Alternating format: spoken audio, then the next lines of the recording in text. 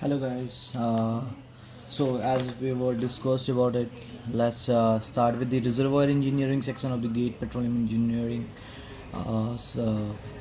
examination. Let's start with the reservoir engineering, and the first topic what we have to cover in the reservoir engineering section is that is the petrophysical properties of reservoir rock.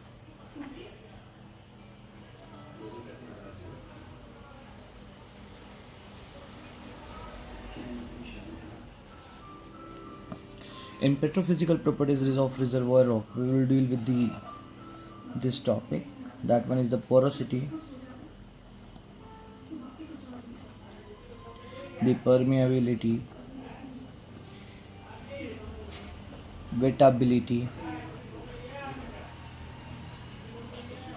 capillary pressure, surface tension,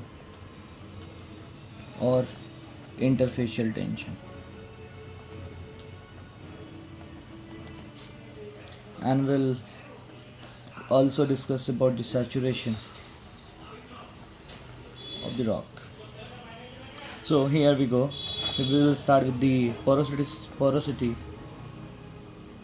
So see, first we'll have to discuss that what is the porosity. What does this porosity mean? This porosity means, and it can be defined as the tendency of a rock. We can say that it is a tendency of a rock to hold fluid into it.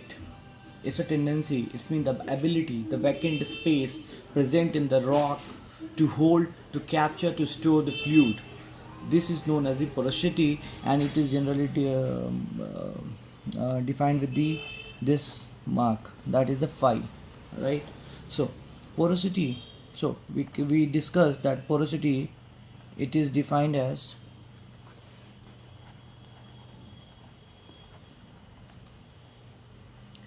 vacant space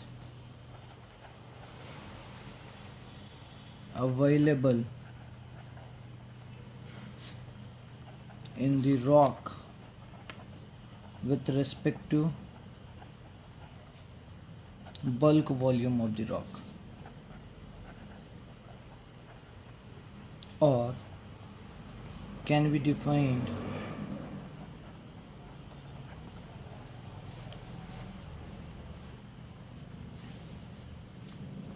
or can also be defined as the ratio of space available in the rock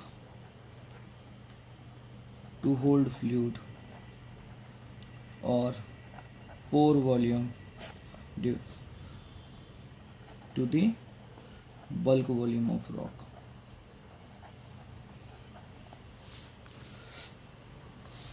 Generally, this porosity is of two types according to deposition. The vacant space which originates at the time of the deposition of the rock is known as the